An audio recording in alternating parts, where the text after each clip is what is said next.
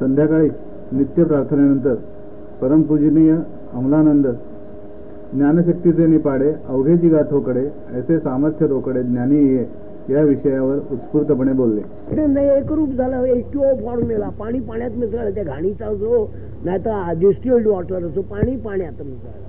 तेव्हा त्या दृष्टीने बघितलं तर तुम्हाला हा भक्तियोग कारक आहे आणि हा नेहमी ठेवा. म्हणजे त्या योगाने आपली ऋणं फिटतात, आपलं कर्म फिटतं. व्यासांना समाधान झालं, आनंद. दशमस्कंद मुद्दाम देऊन दशमस्कंदाला फार महत्व आहे. भगवंताचे गुणानुवाद आहे आणि गुणानुवाद नाही कुठे. आपण लहान मुला पहिल्या किती वर्षांनी मूळ व्हावं बघा, काय कौड कौतुक होतं. हे गुणानुवाद त्या हिने यशोदेला कधी न होणारा मुलगा, म्हणजे बरेच दिवसांनी झाला मुलगा, ती मुलगी झाली, ते सोडून त्या तो विषय मार्गला. पण भगवंताला ती आपला माझा मुलगा म्हणत असे, त्याने दाखवलं तरी ते पटलं नाही. हे प्रेमभाव जो आहे हा माया मोठा हे आहे. संसार तुम्हाला जी एक संसाराबद्दल आसक्ती होते याचं काही वावगं नाही आहे. संत हे जर कोणी सांगत असेल ना, खरा संत कधीही संसार वाईट म्हणणार नाही. तो म्हणतो संसारात दुःख आहे, पण या दुःखावर सुख कसं होईल, दुःख सुखमय कसं होईल. तर हे सर्व ज्यातला जो मीपणा आहे, जो मी करताय संसाराचा, संसार मी करतो, मी पैसा मिळवतो, तुझ्यात चैतन्य जे आत आहे आत्मा तो आहे म्हणून त्याच्या सत्य मूळ सत्ता काय आहे. सत्तावाद आहे दासबोध आपल्या अमृतानुभव. हा सत्तावाद हा कार्य करीत असतो.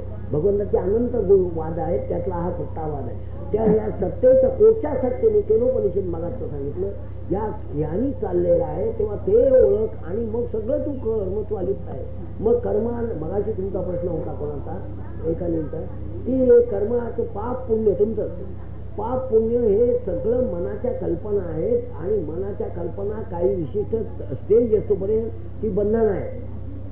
पुरी यमपुरी दाखवत म्हणजे करू नको हे असं अज्ञानाला दाखवायचं. पण जो ज्ञानी आहे तो म्हणतो भेट नाही काय कसं यमपुरी आहे. मग असं म्हणा पक्षी मारू नये, पण ते पक्षी टोचतायत वगैरे हे जे आहेत त्या चित्रपुरी दाखवत असे यमपुरीची. हे तू काय एक भीती ऑ अँड रेव्हरन्स उत्पन्न करण्याचं. तर त्यासाठी तुम्ही ज्ञानशक्तीचे निपाडे अवघेची गाथोकडे तर भक्ती डोळस असावी, ज्ञानयुक्त असावी, म्हणजे ती खरी भक्ती मुक्तीवरील भक्ती. आणि ही भक्ती अभिप्रेत आहे. या याच्यात संबंध मी जसं भागवताचा भागवत वाचलं आणि खोल अर्थ घेतला. भागवत सांगण्यात येतो बाबानो सर्व कर्म करीत असताना ती भगवंताच्या अर्पण बुद्धीने करा. सर्व धर्मान परित्यज्य मामेकम शरणं त्वा सर्व पापेभ्यो. आलं मग मोक्ष इच्छा आम्ही आले. पाप नाहीशी झाली. पाप म्हणजे पाप आणि पुण्य हे काय आहे ते मनाच्या खेळ आहेत. मनच नाही जिथे अमनस्क योग झाला तिथे सगळं भगवंतच झाला, धर्मक्षेत्र झालं, कर्म गेलंच त्यातलं. मग धर्म धारण येते. धर्म जो धारण करतो तुला उत्पन्न केलं त्याच्यावरसाठीच केलेलं आहे. मग भगवंत सुद्धा ही उत्पत्ती वेद तरी वेदाची उत्पत्ती जे शास्त्र स्वसन झालं आहे भगवंताचं ते सुद्धा उत्पत्ती का झाली तुमच्या कल्याणासाठी, जगाच्या कल्याणासाठी. संत सुद्धा जगाच्या कल्याणासाठीच होतात आणि त्यासाठी काहीतरी सांगत असतात. आपल्याला जे कळतं ते सांगत असतात आणि त्याप्रमाणे आपण बहुत जेव्हा आपला उद्धार आपण करावा. लोक काय करतायत त्याच्यापेक्षा आपण आपला काय करतो एवढं बघावं. आणि अशा रीतीने तुम्ही त्या जमले. आज आनंद भोगा. आज एक 2-3 दिवस काय 2 दिवस तिथे राहाल. त्याचा शक्यतोपर्यंत जो पुण्याचं जिथून आला असाल तिथून काही काळज्या असतील त्या अजिबात तिथे सोडा. आणि त्या सोडल्याची जी एक शक्ती उत्पन्न होईल मी सांगतो येतात तथ्य आहे, मी अनुभवलेलं आहे. तुम्ही बघा मी पावसला गेल्यानंतर पुन्हा ऑफिसचा मला आठवणात ऑफिसचा त्रास व्हायचा वगैरे काही. ते म्हणत इथे आल्यावर तुला 4 बॅचेस होते आणि तिथे ते स्वामी मग बदललं की मी नसताना स्वामी आहेत नाही मधुर हृदयीचं विवेक हे जाणावे. हा जिथे तिथे विवेक दासबोधात जो सांगितलंय त्याचं कारण ते विवेक रूपानेच परमात्मा स्वामी असतात आपल्याला. सारखा नित्यानित्य विवेक या मूत्र विवेक सुख सारासार विवेक या विवेकात बघावं. बुद्धियोगा इमाम सुनो त्या बुद्धियोगावर जावं, बुद्धीने सगळं ओळखावं आणि बुद्धीला भक्तियोगाचं जय हे सर्व माझा गुरु करतो अशी वृत्ती धारण केली तर तुम्हाला सगळं कल्याण होईल, तुम्हाला सुख मिळेल. आणि आनंदी आनंद जो आहे इंद्रियजन्य तर आहेच आनंद, पण अतिंद्रिय जो आनंद आहे तोही तुम्हाला मिळाला का? अतिंद्रियाला जो इंद्रियाला अतिंद्रिय कारण आहे, कारण आणि महाकारण, तसं सारखं चाललंय. कुणाला तरी अधिष्ठान आहे, त्याला एक लक्षात ठेवा, फार गुटचा खोलात जाऊ नका. मी एवढं सांगतो, इतकी तरी तयारी होऊन दे. मग अतिंद्रिय भोगही तुम्हाला मिळतात, सत्य तिवार सत्य. तेव्हा अशा रीतीने करा प्रगती, आणि आपण जमल्यासारखं काहीतरी आनंद आता.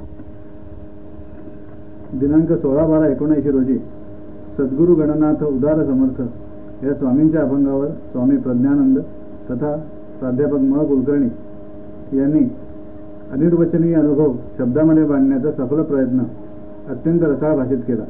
चालता बोलता न ढळे आसन, न भंगेते मौन कदाकाळी या स्वामींच्या जीवनमुक्तावस्थेचे शब्दचित्र यशस्वीपणे श्रोत्यांसमोर आणि परमपूजनीय मामांसमोर सादर केले. त्यामुळे स्वामी अमलानंद अतिशय प्रसन्न झाले. त्या प्रसंगीचे त्यांचे भाषण.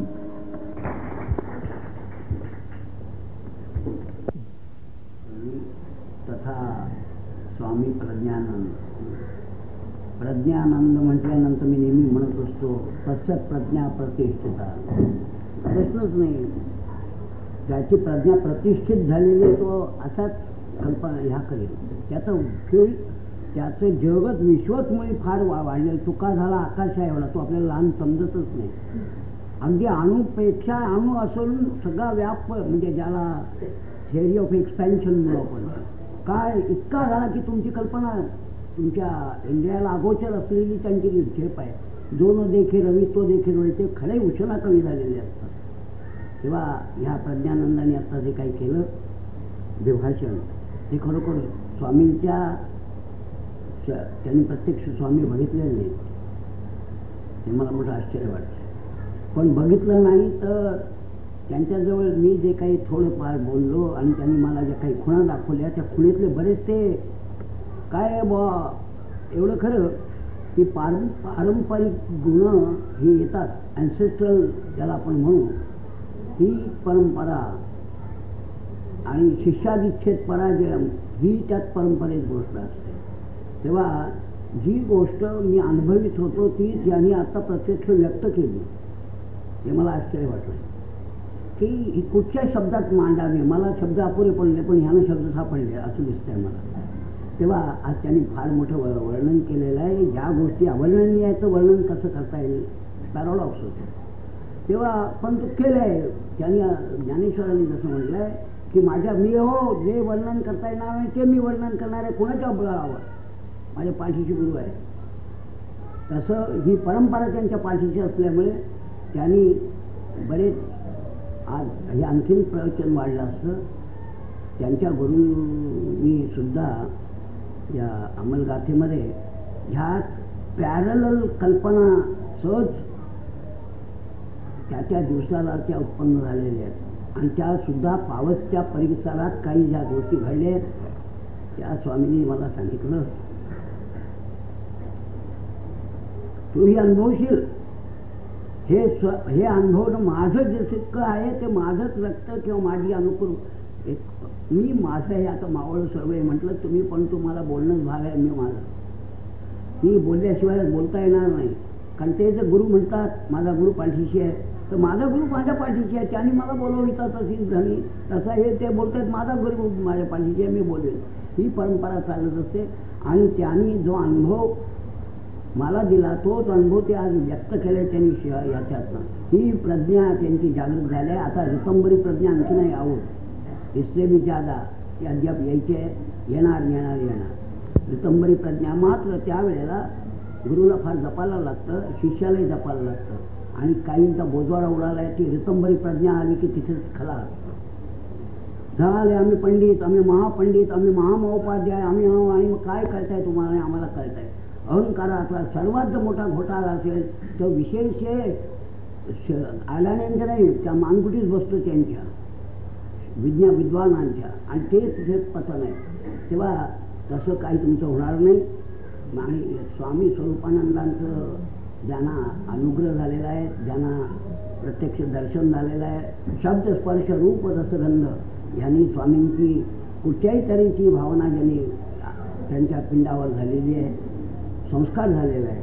त्यांना स्वामी या नाळ रूपाने कुठेतरी त्यांना त्या स्पर्शात ह्याचा आत्ता मागाशी त्यांनी ह्याचं सांगितलं की कुठच्याही पळ्या बिळ्या आणि काय ते लोखंड असेल त्या आणि स्पर्श झाल्याबरोबर ते सोनं झालं तसं सोनं होणार आहे. त्याची पारख सोनं आहे हे सुद्धा त्याला कळलं नाही काळोखात, कारण ते अज्ञानाची काळोख होतो. बाहेर जेव्हा उजेड झाला तेव्हा बायकोने ओळखलं, कारण बायको श्रद्धावान लभते ज्ञान, तिला ज्ञान श्रद्धा असल्यामुळे झालेलं आहे. हा मागून मग ह्याचं ज्ञान झालेलं आहे प्रकट, ह्याचं व्यावहारिक ज्ञान होतं, तिचं पारमार्थिक ज्ञान आहे.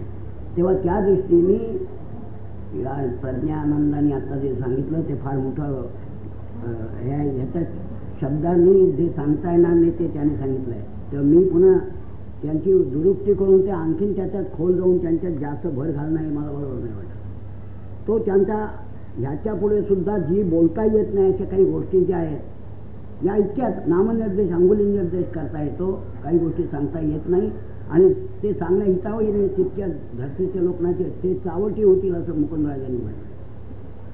आपल्या परमामृतात तू हे गुह्य जर सांगितलंस तर हे त्यालाच सांगावं की जो असा कठीण माम वेदती तत्वाचा असा भेटला की त्यालाही सांगावं. हे बघ हा सूर्य न्याय द्यायचा, ठेव बोट आणि बघ झालं का नाही ते. हे म्हणाले तसा क्वचित असतो, हो असतो, येतोय खाला, येईल तुम्हालाही अनुभवाला येईल. आणि त्यावेळेला तुमचं हे ज्ञान जे गुह्य झालेलं आहे. मला त्या ह्यांनी सांगितलं मामा कोणते पानसे गेले आता गेले, तुम्हाला एवढं स्वामीने हे केलं ते मला त्यांनी जे सांगितलं ते माझं तुमचं खरं जमतं का हो बघू. म्हटलं ज्या माझे गुरु सांगितलं खरं आहे का खोटं आहे. वकील पडला तो, ते वकिलांनी ते आपल्या घासून बघावं. तो मला इंडक्शन बुमटवडायला लागला मला सांगायला. ते बरं म्हटलं तुमचं संशय आहे काय हे त्यांनी तुम्हाला सांगितलं त्याच्यात फरक आहे का माझ्यात असं बघायचं आहे.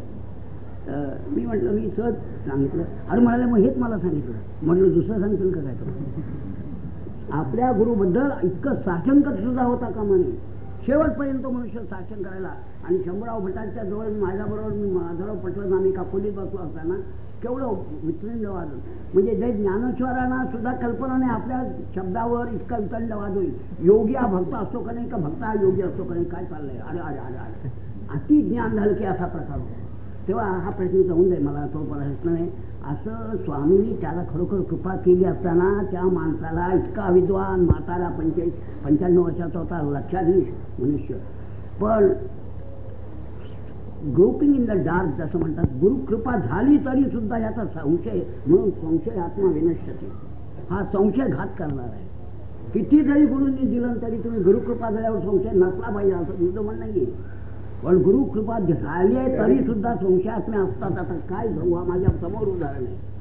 अगदी नुकती गोष्ट गेल्या वर्षी ते हे झालेलं आहे. दुसरी पुण्याला अद्याप एक प्रत्यक्ष जिवंत गोष्ट आहे. हजारो संतांची, रमण महर्षींची जे ट्रान्समिशन बाय साईट ज्यांनी केलं त्यांच्याजवळ अगदी सानिध्यात त्यांच्याजवळ टच झालेला, अद्याप मला काहीच झालं नाही. स्वामी मला तुम्ही करा. स्वामी हसले. आता काय सांगा, स्वामी हसले. बरं असो, मला तो प्रश्न नाही. ज्ञानेश्वर माऊलीचा देवाची द्वारे हा अत्यंत प्रसिद्ध असलेला अभंग. हा अभंग दिसायला अत्यंत सोपा परंतु आकलनाला तितकाच कठीण असा आहे. या अभंगाचे आपापल्या परीने अनेक अर्थ कीर्तन प्रवचनकारांनी लावले. दिनांक 17/12/19 याच अभंगावर प्राध्यापक म कुलकर्णी यांचे प्रवचन झाले. देवाच्या द्वाराने त्यांनी जे अर्थ लावले ते त्यांच्याच आवाजात आपण ऐकू. देवाच्या द्वारामध्ये जाऊन उभं राहायचं याचा अर्थ संतांची संगती कर. संत हे देवाच्या त्या देवाला आत्मसात करण्याचं, देवरूपी मंदिरामध्ये शिरण्याचं संत हे एकमेव महाद्वार. म्हणून तुम्हाला चारही मुक्ती जर सहजासहजी लाभाव्यात असं वाटत असेल तर पहिला एक अर्थ असा की तुम्ही संतांच्या ठिकाणी जा आणि एक क्षण जरी संतांची संगती खऱ्याखुऱ्या अर्थानं तुम्हाला घडली की या ज्या चारही मुक्ती आहेत त्या चारही मुक्ती तुम्हाला आपोआप अनायसे विनाकाया सहज मिळतात. पण हा तर संत संगतीचा खरा महिना. संत याचा खरा अर्थच असा की जे त्रिकाळा बाधित आहेत, संतांनी तुमचा आपला म्हणून जवळ केला, अंगीकार केला, कृपा केली संत कृपेचा तो एक क्षण जीवनातला दिव्य क्षण लाभला रे लाभला की चारी हा दुसरा अर्थ त्याचा झाला. आणि पुन्हा तिसरा अर्थ एक सहज काढता येईल. देवाचे द्वारी उभा क्षणवरी जेणे मुक्ती शारी शारदीयला. आपल्या संप्रदायाप्रमाणे जर बोलायचं झालं तर देवाच्या या मंदिरामध्ये प्रवेश करण्याचं द्वार कोणतं? सोहम हा मंत्र हा भगवंताच्या त्या मंदिरामध्ये प्रवेश करण्याचं पहिलं. तुम्ही एक क्षणभर सोहम अत्यंत मनःपूर्वक करा. सोहम हा भाव आहे. मामा मगापासून सांगतायत सोहम हा मंत्र आहे का भाव आहे? या मंत्राची गंमत असं आहे, सामर्थ्य असं आहे. गुरुगीतेमध्ये तर असं म्हटलंय, मला वाटतं माझा अर्थ जर बरोबर असेल तर गुरुगीतेमध्ये वर्णन करताना ते म्हणे हा मालिनी मंत्रराज असणारा असा मंत्र आहे. सर्व मंत्रांच्या मध्ये मंत्रराज म्हणून ज्याचा गौरव केला जातो असा हा सोहम मंत्र आहे. याच्यात मंत्राचंही सामर्थ्य आहे, ह्या भावाचंही सामर्थ्य आहे, शक्तीचं सामर्थ्य आहे. किंबहुना यात काय नाही असं नाहीच. परमार्थामध्ये ज्या ज्या उपायांनी, ज्या ज्या साधनेनी, ज्या ज्या शक्तींनी जे जे काही मिळवायचं आहे ते सगळं फक्त सोहम या 2 अक्षरामध्ये सामावलेलं आहे. मग हे तिन्ही जमेल का? संतांच्या सानिध्यामध्ये जाणं जमेल का? दोन्ही भ्रूमध्याच्या ठिकाणी तिथे दृष्टी केंद्रित करणं जमेल का? सोहमची पूर्ण साधना करणं जमेल का? जमू न जम. मग ज्ञानेदेवानी तुम्हाला अत्यंत साधा सोपा उपाय सांगितला. हरिमुखे म्हणा, हरिमुखे म्हणा. मग असा छंद जर तुमच्या जिभेला लागला, हरिमुखे म्हणा, हरिमुखे म्हणा, तर तुम्ही आपोआप हरिमय होऊन जाल, परमेश्वराशी एकरूप होऊन जा.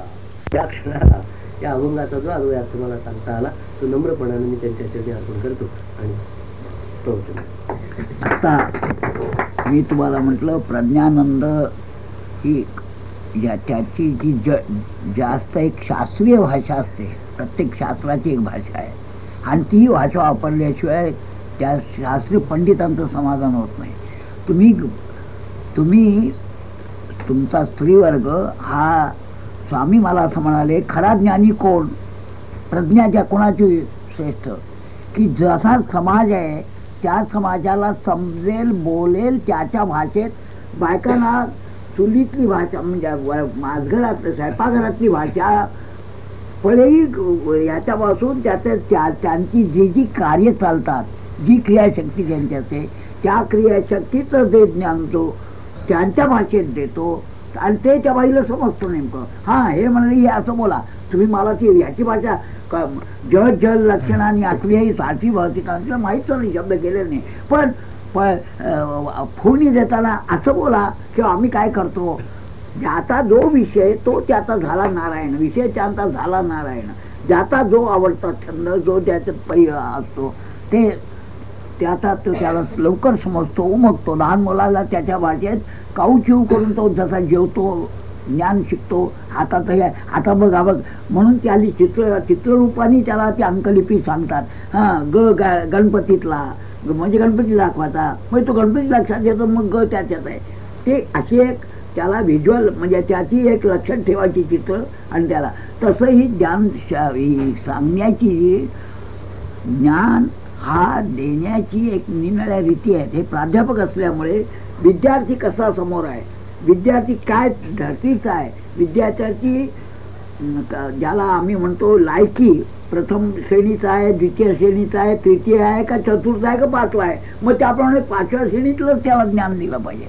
तसंही जल लक्षणावर काही न सांगताना सोप्यातली सोपी पण ब्रह्माची वाचक पूर्ण ब्रह्म ज्याला कळेल असा हरिपाठ जो आहे, ज्या हरिपाठाने ब्रह्माचं संबंध वर्णन केलं आहे 27 लोकांनी. 27 नक्षत्र आहेत हरिपाठाचे, ज्ञानेश्वरांचे 27 आहे. आणि 28वं का केलं, अभिजित नक्षत्र जे आहे तो जो भाग राहतो तो 28वं केलेला आहे. म्हणून ही नक्षत्रावर, म्हणून पूर्वी नक्षत्रांची सुद्धा नावं ठेवीत असतात. अभिजित नाव त्याचं ठेवलं आहे, जो अंश राहतो तो 28 नक्षत्र केलेली आहेत. 28 त्यांचे आहेत. हरिमुखे म्हणा, हरिमुखे म्हणा, पुण्याची गणना कोण?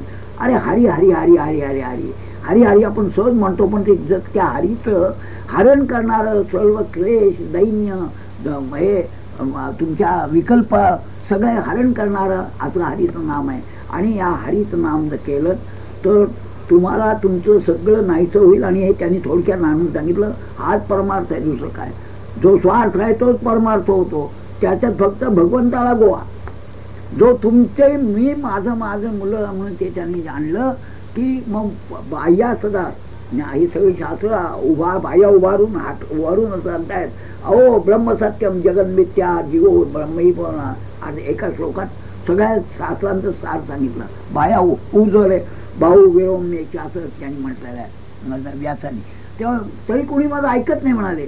तसं त्यांनी हे आता सांगून गेले. पण आज लक्षात ठेवा यातली एक ओवी तरी अनुभवावी.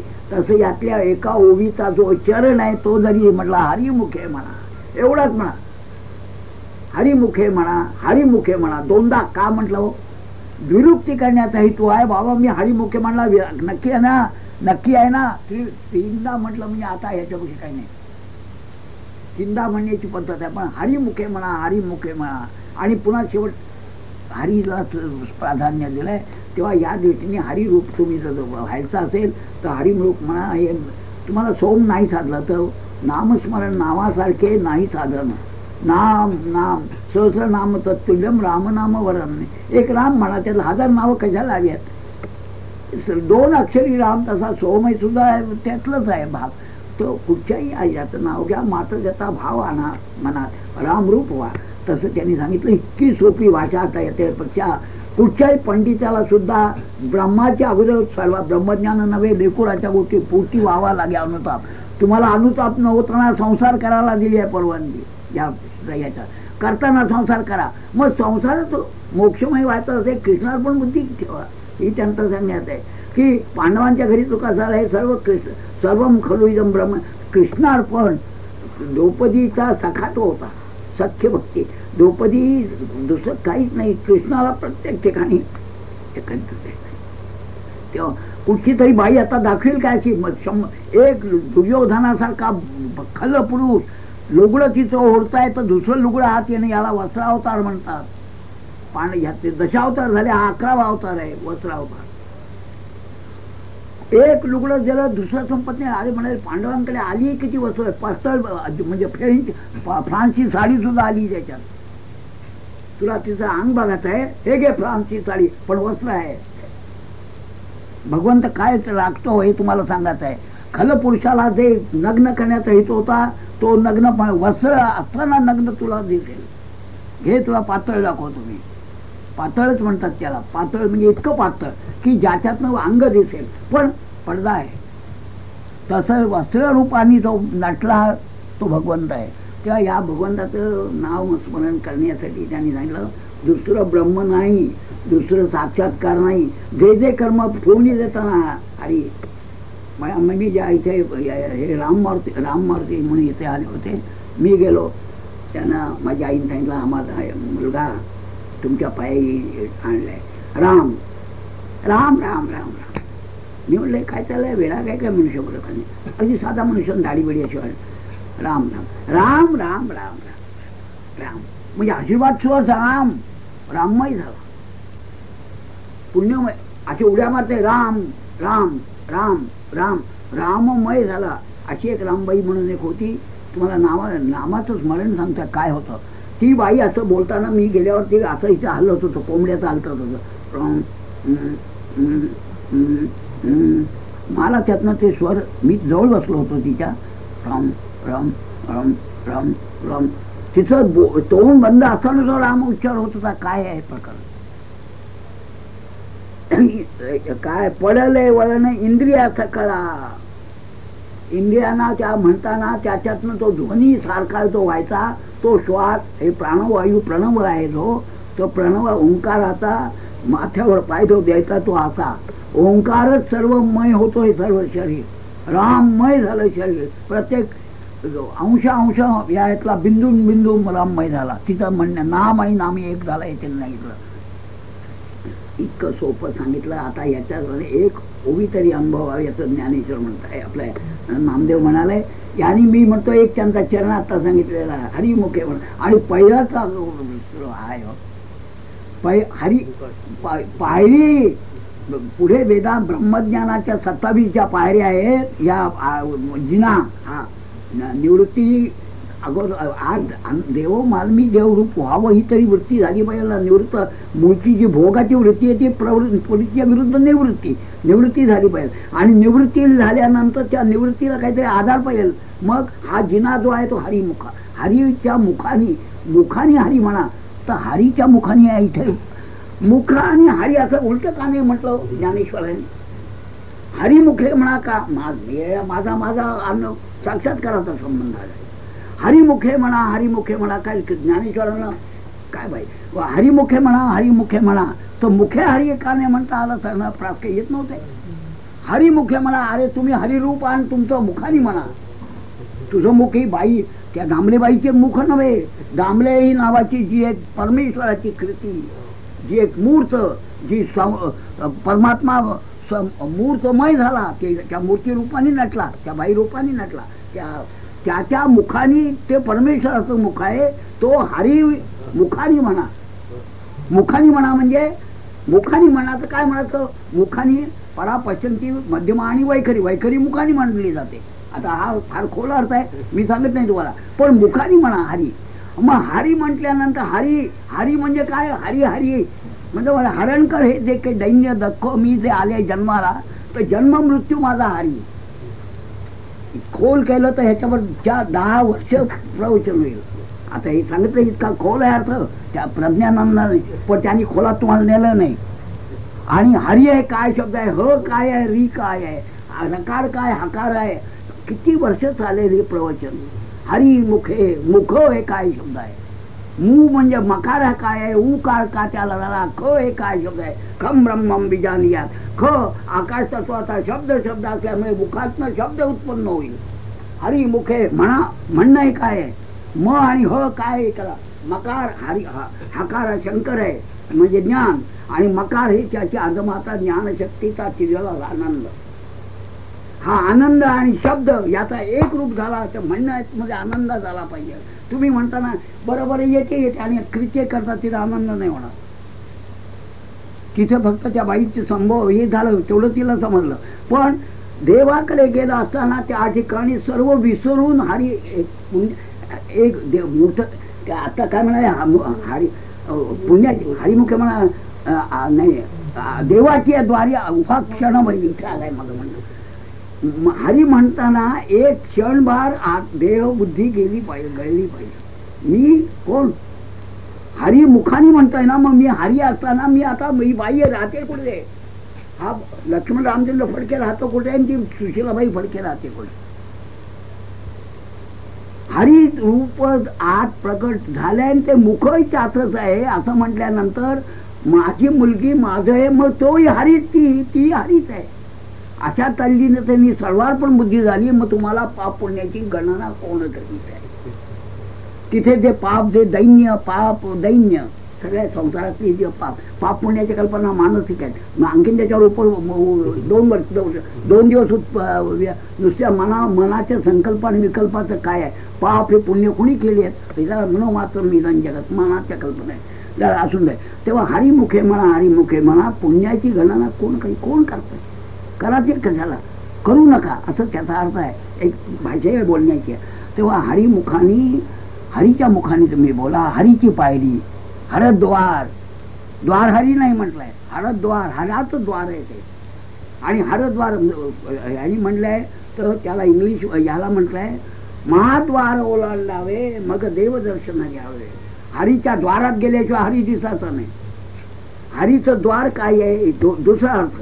हरीच्या द्वारात ज्या वेळेला तुम्ही त्या वेळेला विठोबाच्या पण अशा देवळं इथे नाही आहेत, रामेश्वराला आहे तरी सभामंडप, पुण्यातला गाभारा आणि मग तिसरं द्वार तिथे शंकर आहे.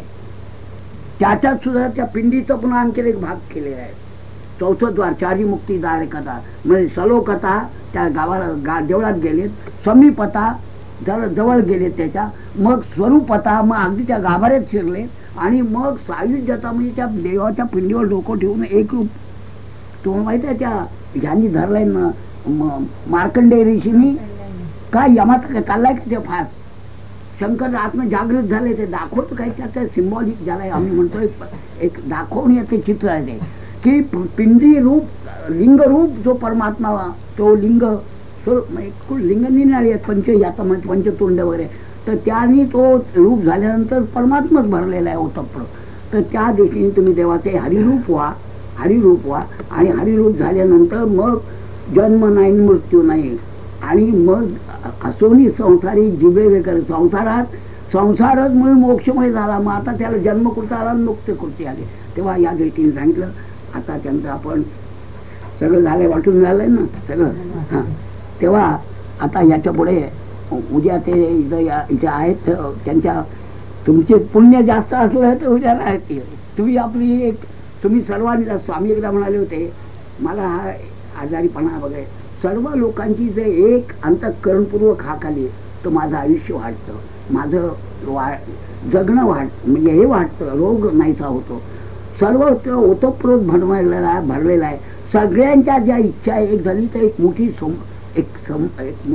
संवतिक कार्यसाधिका, एक सामूहिक एक महान शक्ती उत्पन्न होते. आणि त्या महान शक्तीला परमेश्वराला असं म्हणायला लागेल, बाबा लोकांची मागणी आहे ना, या मामलेदाराला इथे ठेवा. तसं सगळ्यांची मागणी आहे.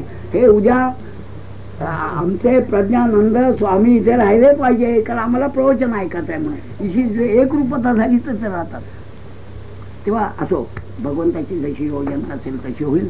तेव्हा मला काय सांगता, आपण सर्वत्र सुखीनं संतो, सर्वे संतो निरामया, सर्वे भद्राणी पश्यंतो मा, कशी तुम्हाला आशीर्वाद आहे. सर्वांचं कल्याण हो. सर्व त्या असेच प्रज्ञानंद तुमच्याकडे निनाळ्या यांनी कार्यासाठी येऊत आणि तुम्हाला मार्गदर्शन करू, असं मी शुभचिंतन करून सद्गुरुचरणी आजचा सोहळा आपण समर्पण. परमपूजनीय मामांच्या तीव्र इच्छेप्रमाणे प्राध्यापक म. कुलकर्णी यांचा मुक्काम एक दिवस वाढला आणि दिनांक 18-12 त्यांनी गुरुभजनी जो रथ त्याचे आनंद लाभत या अमलगाथेतील अभंगावर प्रवचन केले. नाथसंप्रदाय सद्गुरूंचे मोठेपण विशद करताना ते म्हणाले, नाथसंप्रदाय सद्गुरूंचे सर्वात मोठे अलौकिकपण जर कुठले असेल तर ते ऐहिक आणि पारमार्थिक या दोन्ही क्षेत्रात आपल्या शिष्याचे परमकल्याण करणे हे होय. श्रेयस आणि प्रेयस यापैकी श्रेयसचा स्वीकार करा आणि प्रेयस विसरा असे बाकीचे संप्रदाय सांगतात. पण नाथपंथी सद्गुरू प्रेयस तर देतातच, पण श्रेयसचाही ध्यास घ्यायला सांगतात. नाथपंथीयांचा संसार प्रपंच तर उत्तम होतोच, पण परमार्थही दिव्य भव्य आनंदमय होतो. कळी काळाच्या माथ्यावर पाय देऊन उभे राहण्याचे सामर्थ्य नाथपंथी सद्गुरू आपल्या शिष्याला देतात. रडका गुरु आणि रडका चेला हे नाथपंथाला मान्यच नाही असे महंनी ठामपणे सांगितले. त्यावर परमपूज्य मामांनी आपल्या आशीर्वादपर भाषणात जे सांगितले ते आता आपण ऐकू. स्वामी प्रज्ञानंदांनी जे काही सांगितलं या पद्याच्या आधाराने, ते पद्य स्वामींनी मला जो बोध केला त्याच रात्री मी पावसला केलेलं आहे. आणि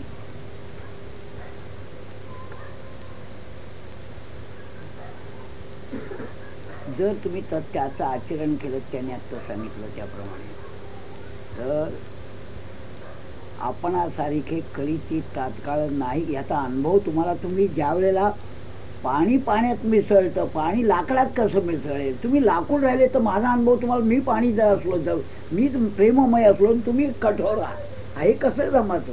तुम्ही ज्या वेळेला प्रेममय, गोपी ज्या वेळेला प्रेममय होत्या तेव्हा कृष्णाचं प्रेम त्यांना खरं कळलं होतं. सद्गुरू ज्या तत्वात आहे त्या तत्वाशी तुम्ही ज्या वेळेला एकरूप होण्यासाठी, सामरस्य भाव होण्यासाठी तुम्हाला त्या म्हणजे सद्गुरू रूप होण्याला लायक शिष्य झाल्याशिवाय त्याला अनुभव येणार.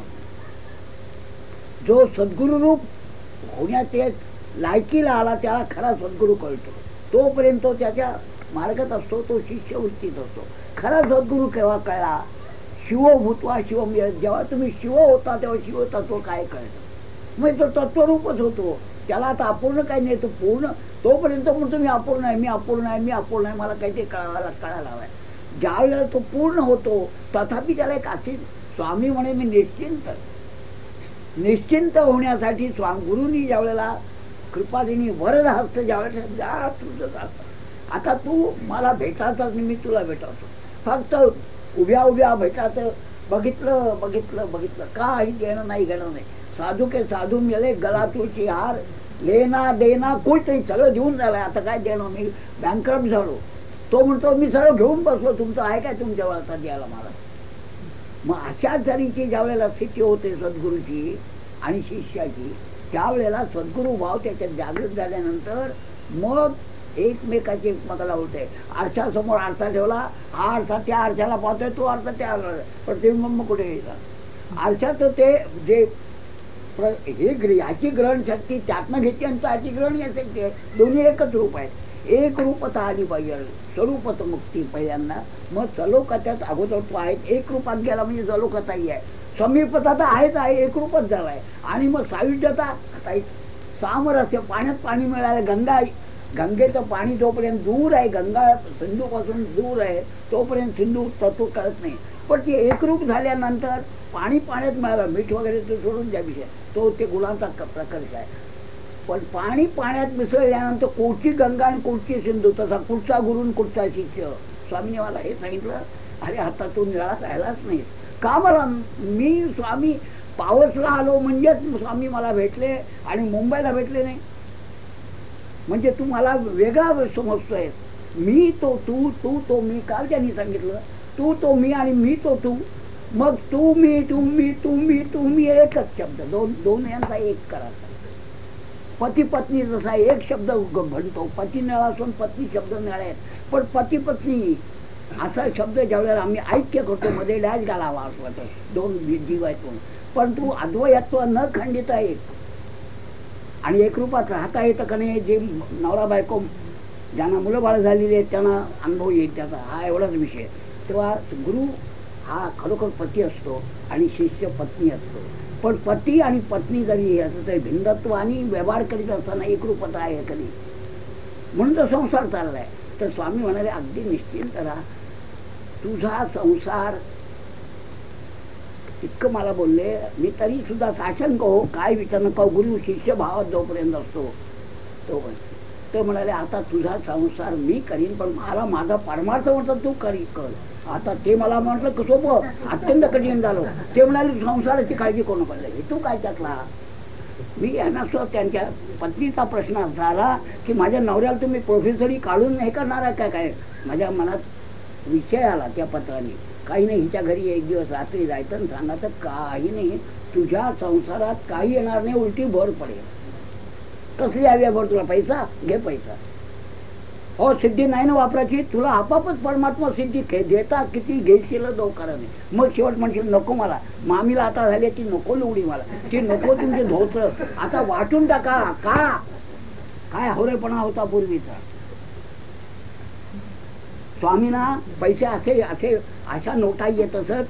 स्वामी म्हणत अरे कुणाच ज्याने दिलं तोच घेणार, भयकृत तो देणार आहे तोच घेणार आहे. पुन्हा आले कोणी विद्यार्थी घे, हा असे मोठं. मात्र एक आहे योग्य रीतीने वाटणं, हे वाटणं सुद्धा ते सत्पात्री दान असलं पाहिजे. उगाच काहीतरी नाही द्यायचं, व्यवहार आहे तो.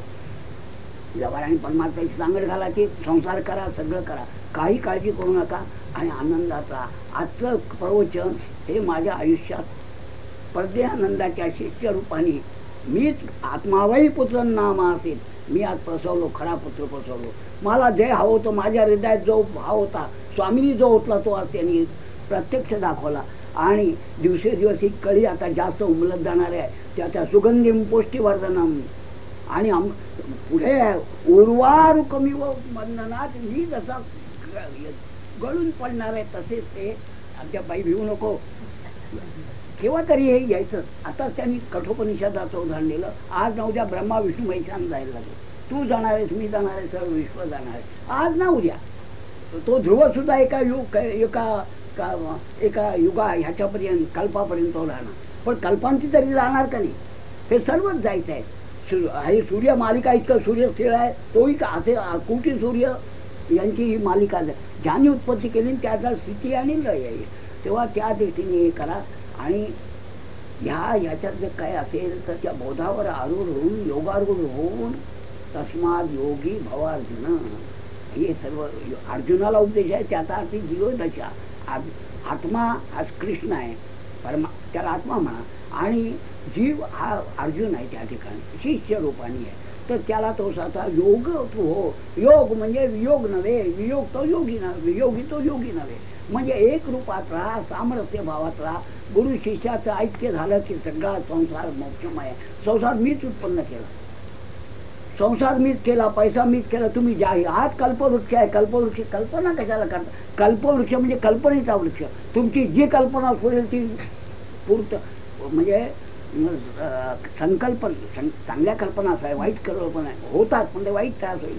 संकल्पना असावं, संकल्प आणि त्याची सिद्धी झालीच पाहिजे. संकल्पना उठली की मग तर तुम्ही कल्पतरू, नाही तर कसलं कल्पतरू आहे? कल्पतरू खोटी गोष्ट होईल. ज्याला इंग्लिशमध्ये पोएट्री ट्री म्हटलंय. या रामभाऊ रानडेंकडे मी गेलो, जड्जांकडे.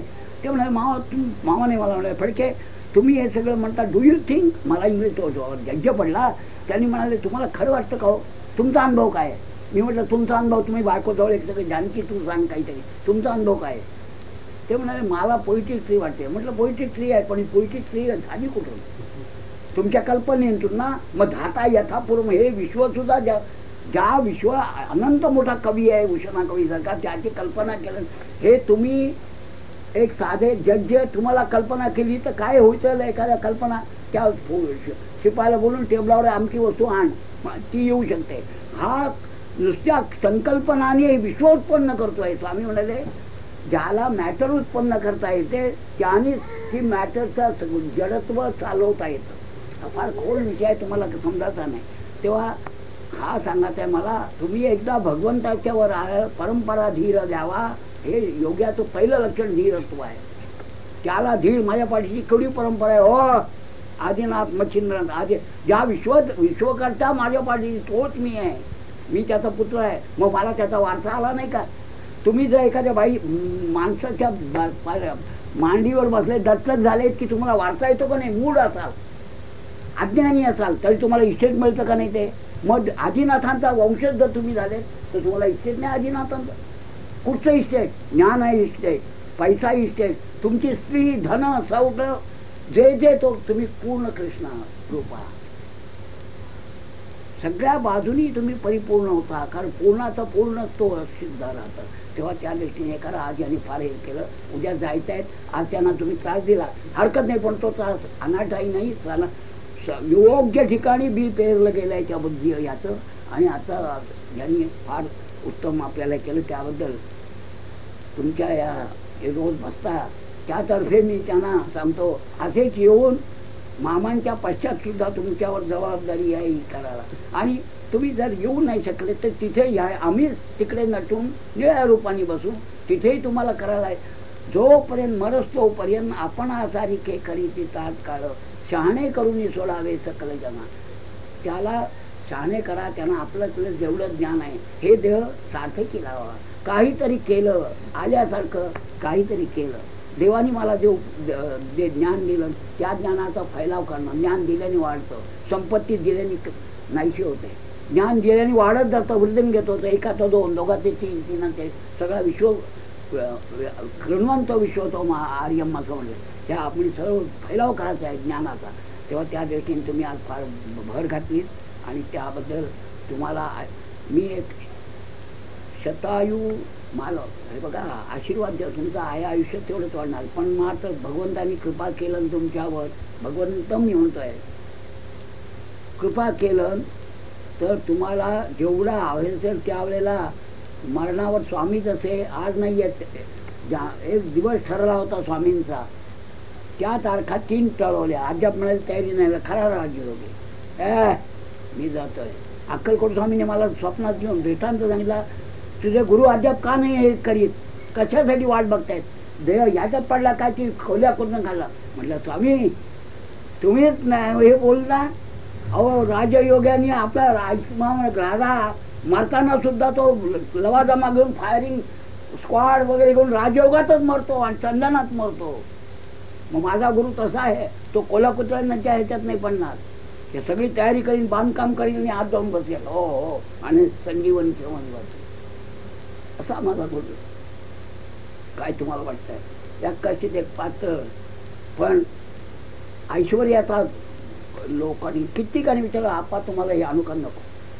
तुम्हालाच वापरा, म्हणजे मी वापरले असतं. मला म्हणत वारा तू नको मला घालू, तू वारा आपल्याला की म्हणे मला काय त्यांची वृत्ती होता.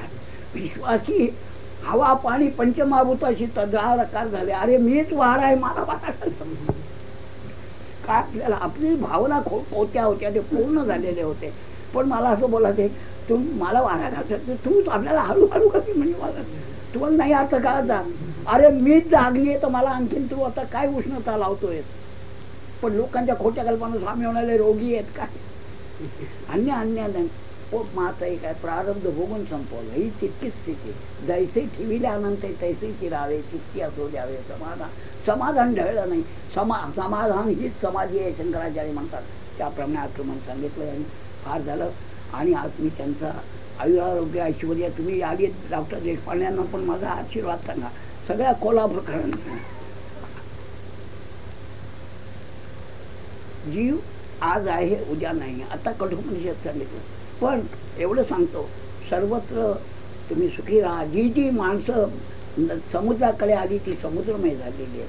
त्यांना शब्द स्पर्श रूप रसगंध, त्यांना मी प्रेमाने बघितलेलं आहे. माझा कोणाशी वैर नाही, माझा कोणाशी नाही. मात्र वैर जे करतात ते आपलेच वैरी उत्पन्न होतात. ह्यात गीतेच एक उदाहरण आहे. आत्मा वै आत्मनस्तु आत्मा बंधू आत्मैव रिपुर आत्मा. आपणच आपले वैरी होतो नाही, आपणच आपले शत्रू होतो. ही त्यांना कळत नाही. आपण कोणाशी वैर करतो, आपला आपणच वैर करतो. आत्मा सर्वत्र एक आहे. त्यांना ती तत्व कळायला वेळ लागेल. असो तेव्हा सर्वत्र सुखीन संतो सर्वे संतो निरामय सर्वे भद्राणी पश्यंतो मा कश्चित दुःखम आपणयात असतो मा सद्गमय तमसो मा ज्योतिर्गमय मृत्योर मा. शेवटला घातलाय तर हरी रे शेवट बोलतो. त्या मृत्यूत हाल न होताना आनंदात आनंदाच्या डोळी आनंदाचे तरंग निघावं हे सगळ्यांनी मागितलं. आणि जन्म यायचा, तुम्ही जन्माची काळजी करू नका. जन्म यायचा तर पुन्हा याच ठिकाणी जानकी निवास जाईल. तर पुन्हा जन्म सगळ्यांना तुम्हा आम्हाला घातला, मलाही घातला, तरी भिवता का तुम्ही? अरे अलिप्तपणे संसार करायची एकदा युक्ती साधली की देवानाची साधली नाही. ती देव मानतात एकमेकाला. तुला अमृताला तुला ती अप्सरा मिळाली, मला उन्वयची का नाही, मला रंभा का नाही. तुला ती दारू ब्रँडीची मिळाली, मला ही का नाही. देव भोगी आहे, आम्ही भोगी नाही, आम्ही त्यागी आहोत. आम्ही त्यागी म्हणजे ज्ञान. ज्ञान हे त्याग आहे. मला फार तुम्हाला खोल मला सांगता येणार नाही जास्त आत्ता या वेळेला. तेव्हा ज्ञानमय झालेला जीव हा मुक्त असतो. ज्ञानात एव तू कैवल्यम, कैवल्य दुसरं नाही. ज्ञानाची शेवटी आज सकाळी यांना मी सांगितलं की ज्ञानाची शेवटली परिसमाप्ती जिथे आता काही राहिलेलं नाही, तेच तुझं मुक्ती आहे. मुक्ती म्हणजे 2 टोळे मी बाजारचे आणून देऊ यांना. अरे तिथे आनंदाची परिसमाप्ती झाली. आता आनंद राहायला कुठे ओळखता येत नाही. सारखा जिथे जावं तर स्टील फर्दर. आजकाल क्षितिजाचा शोध घेताना क्षितिज मागे येतं का पुढे असतं. जो पुढे जाता तो पलीकडे. हाताला न लागणारी म्हणून धूळ हे असावे सुदूर, ते कधीच हाताने हातात लागलं की तुम्हाला तुम्ही अशा ठिकाणी राहता की पलीकडे काय अफाट आहे, अनंत आहे. याला अनंत म्हणतात. मी आता खोल नाही जगत अध्यात्मातल्या साक्षीत्वाच्या होतो. तेव्हा अशा रीतीने तुम्ही राहा की जेणेकरून आता काय कृत्य झालो तरी त्यालाच देह सार्थकता म्हणतात.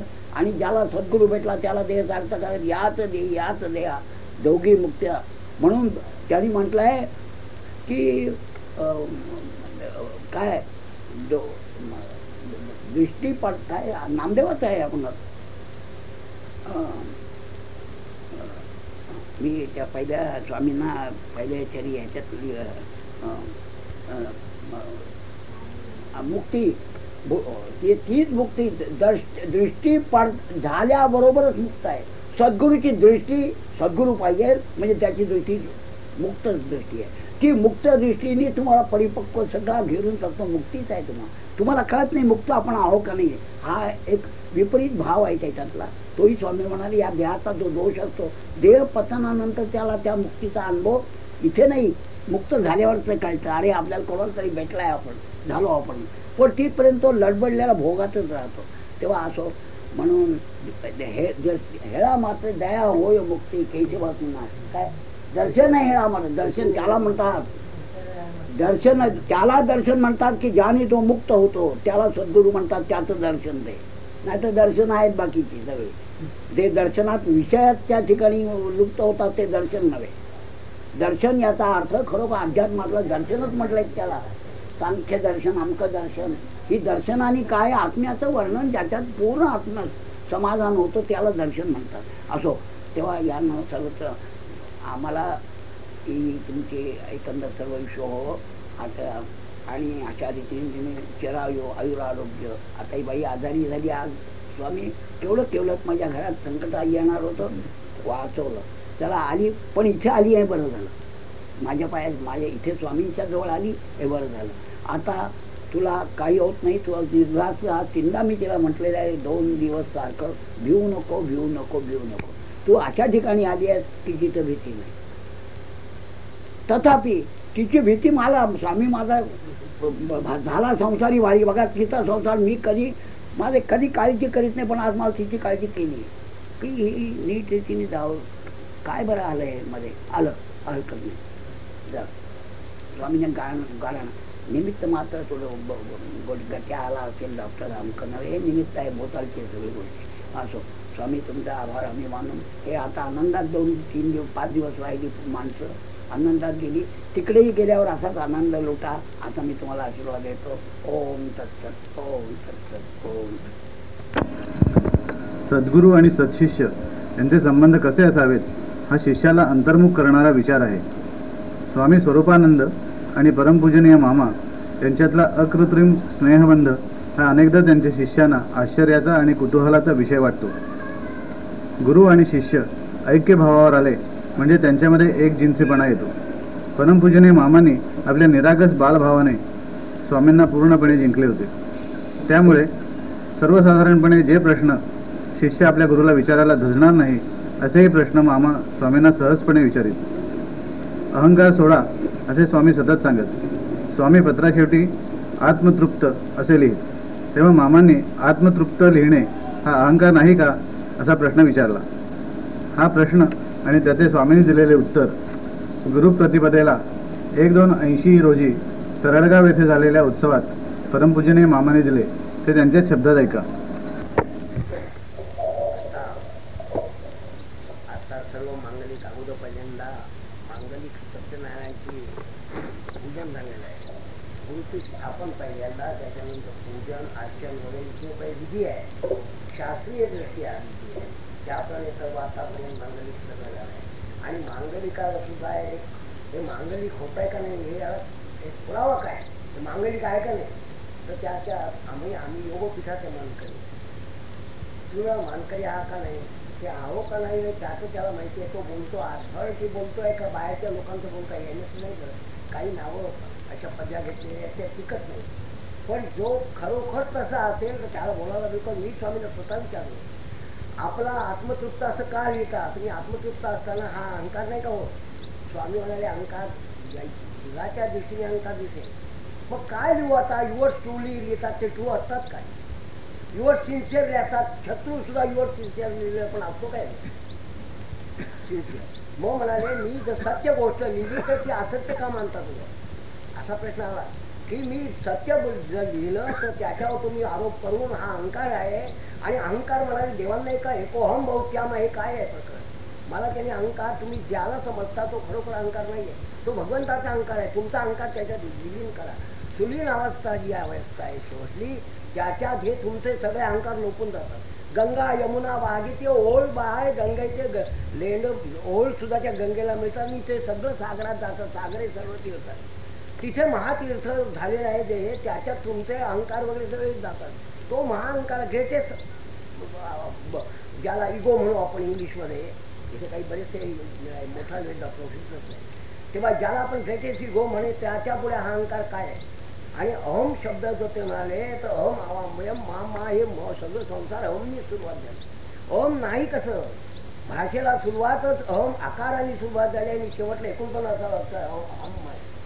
अहम तर अ म्हणाले जर गेला निगेटिव्ह झाला तर हम हा शंकराला प्रत्येक शब्द आता फार वाढलाय. आता हे झालं ते त्याच्यात हा हम जो आहे शब्द ज्याला हमिंग साऊंड आम्ही म्हणू, हा सोहम मधला हम हा जो आहे तो ह आणि म ह्याच्यात सगळं काय ते काय आहे. हकारे नाही सकार आत ज्याचे विषयपणा हकार जाऊ दे, तो विषय नको आता योग मार्ग. तेव्हा आज त्याला आम्ही योगी जन असल्यामुळे आणि अधिकारी असल्यामुळे ज्या स्वामींचे इथे सगळे लोक अधिकारी आहेत. तुम्ही म्हणाल मामा काय आहे असं आहे, हो अधिकारी हो.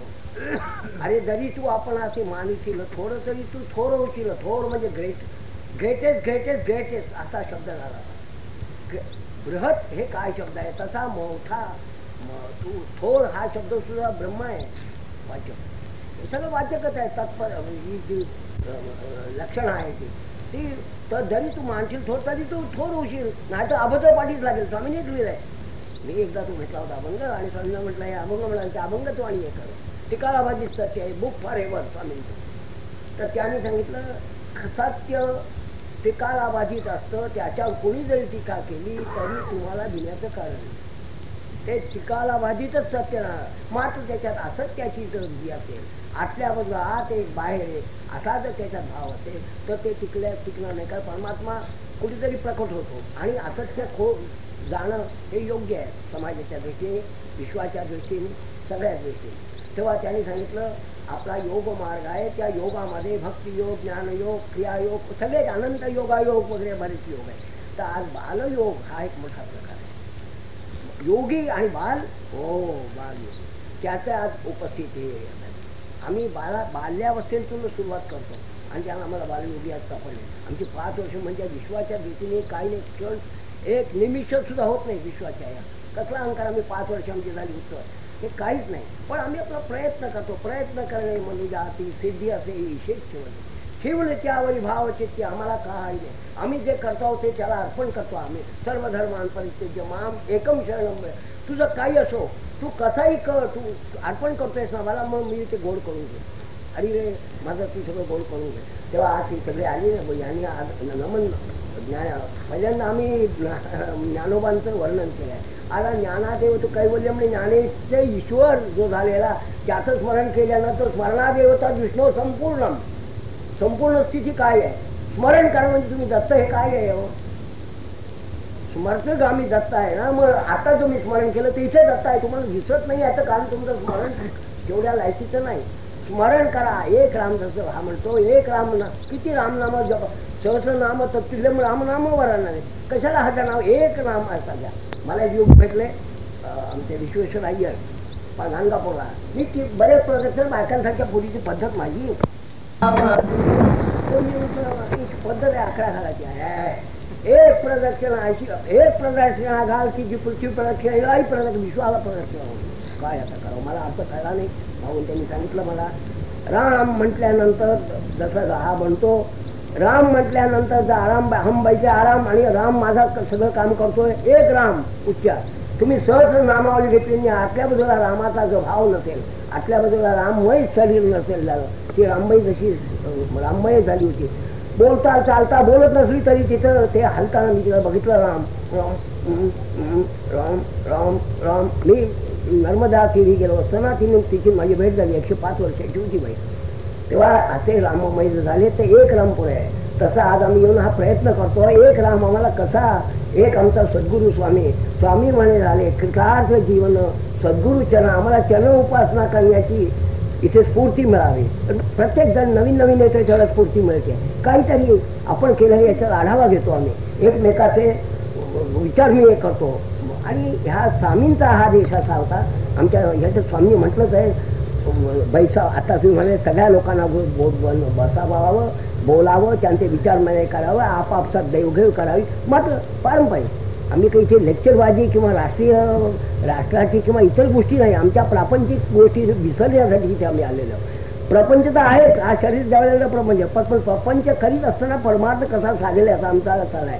आम्हाला अर्धवट नाही कुणी म्हटलं का हो तुम्ही प्रपंच साधून परमार्थ साधेल का. आमचा प्रयत्न आहे.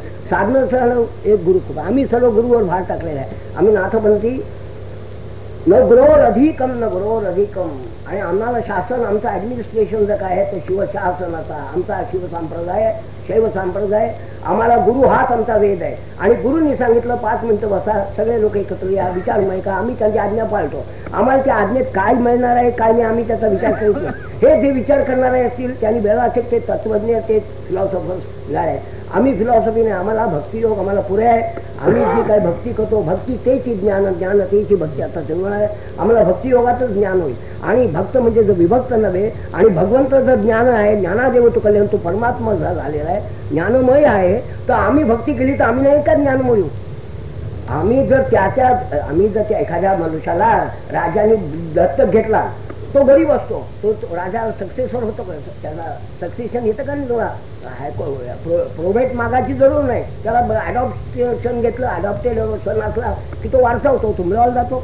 तसं सद्गुरू आमचा ज्ञानमय झाला. आम्ही त्याची भक्ती केली, आम्हाला आपोआप ज्ञान येत. आम्हाला माहित नाही कसं ज्ञान येतं, कसं येतं, काय प्रोसेस ते तुम्ही चिकित्सा करा. आम्हाला एवढं आहे, आम्हाला साबडी भक्ती असो. आम्ही दिंडी घेऊ, पताके घेऊ, जाऊ हिंदू. आम्हाला जी परंपरा आलेली आम्ही मोडाल. त्यांच्या परंपरेत दोष काय आहेत तुम्हाला जर वाटलं तर बेलाशक तुमची दोष भक्ती असेल तर बेलाशक टाका. तथापि तुम्ही सगळे गोष्टी टाकू शकणार नाही.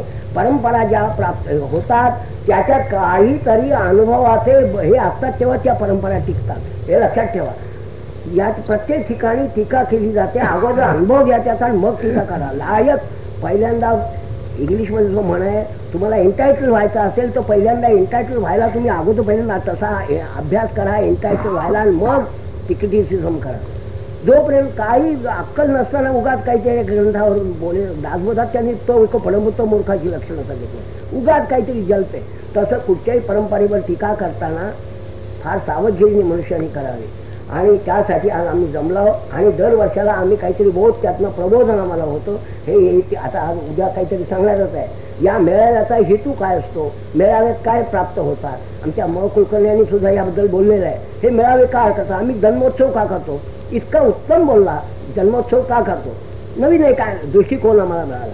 तेव्हा हे उत्सव करण्यामध्ये उत्साह नसताना उत्सव करणं मूर्खपण आहे. पण आमच्या उत्सव का उत्पन्न झाला, आम्हाला काहीतरी जेव्हा उत्साह येणार आहे म्हणून आम्ही त्याच्यासाठी जमलो.